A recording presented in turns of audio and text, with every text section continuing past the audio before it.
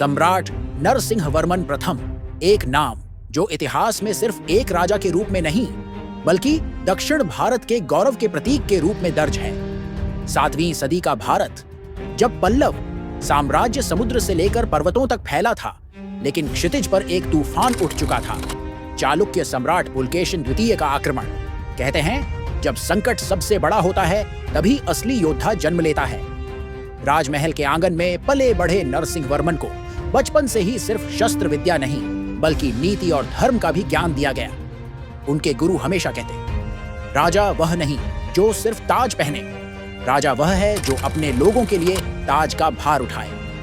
642 ईस्वी, चालुक्य सेनाएं पल्लव सीमा पर थीं। युद्ध की घोषणा हो चुकी थी। नरसिंहवर्मन ने अपने सेनापतियों के साथ युद्ध की योजना बनाई। पहली भिड़ंत मानिमंगला का युद्ध। पल्लव सेना ने चालुक्यों को पीछे धकेल दिया, लेकिन यह बस शुरुआत थी। आने वाला था वातापी का युद्ध। वातापी चालुक्य साम्राज्य का अजेय गढ़, जहां हर आक्रमणकारी हार मान चुका था। लेकिन नरसिंहवर्मन ने हार का शब्द अपने शब्दकोश से मिटा दिया था।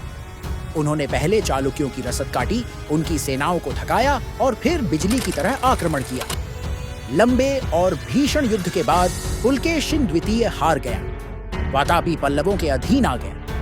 नरसिंहवर्मन को मिला नया नाम वातापी कोंडा, वातापी का विजेता। लेकिन उनकी कहानी सिर्फ युद्धों की नहीं थी। विजय के बाद उन्होंने साम्राज्य को कला, संस्कृति और स्थापत्य में डुबो दिया।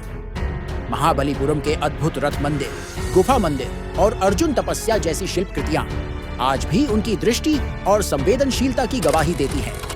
नरसिंहवर्मन प्रथम वह सम्राट जिसने तलवार से साम्राज्य जीता और संस्कृति से दिल।